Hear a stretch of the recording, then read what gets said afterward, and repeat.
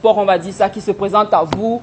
Première invitation, viens, on va manger à Monaco, je t'envoie un avion privé. Donc, vous imaginez très vite qu'on peut y prendre goût, surtout quand on a l'habitude de dormir sur les nattes, à même le sol.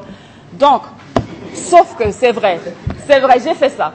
Sauf que, donc, c'est un appel, on vous attire vers ce mode de vie-là, et à un moment donné, il est difficile pour vous de vous en détacher. Parce que ce mode de vie a conditionné la personne que vous êtes devenue, a fait en sorte que vous voyez vos standards à la hausse, alors que vous n'êtes pas capable vous-même de produire le capital nécessaire pour maintenir le rythme de vie. Donc, tout ça fait en sorte que je veux me battre coûte que vaille pour maintenir ce standing-là. C'est-à-dire, ça allait du fait qu'il fallait assouvir ses caprices, et ces caprices passaient partout. Parce que c'est très simple. Donc, si vous passez par une petite crise, c'est OK, d'accord, aujourd'hui je ne te paye plus le loyer. Si tu veux encore être avec moi, il faut que tu fasses ça. Moi, j'aime bien faire ça. Donc, je me suis retrouvée dans un engrenage entre mes 18 et mes 24 ans, on va dire, où je ne vivais pas ma vie. Je vivais une vie qui me permettait d'avoir un standing comme ça, de rouler dans une belle voiture, de faire les voyages à travers le monde. Mais au fond de moi, je n'étais pas heureuse. J'étais très malheureuse parce que je ne m'épanouissais pas. Je le faisais et tout. Et je n'ai pas eu comment on va dire, je n'ai pas eu l'honnêteté de dire aux miens, aux gens qui étaient autour de moi que, écoutez, je ne suis pas heureuse. Donc, je ne l'ai pas dit.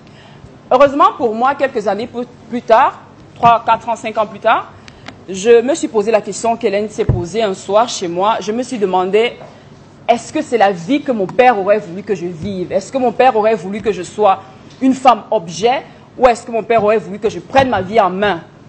La réponse est évidente parce que même quand on veut se mentir à soi-même, on finit toujours par trouver la réponse.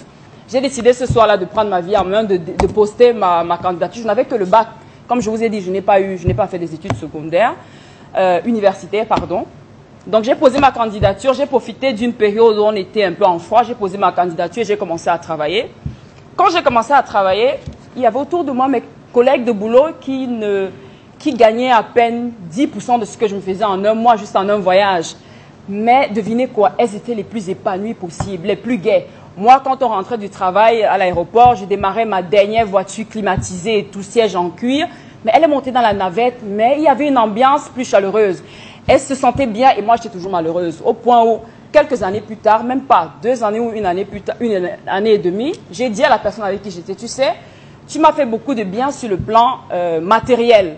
J'ai côtoyé ce que je ne rêvais même pas côtoyer. Je ne savais pas que je monterais dans un avion un jour et tout et tout. Mais sur le plan émotionnel, physique même, je ne m'épanouis pas et je suis en train de me tuer à petit feu.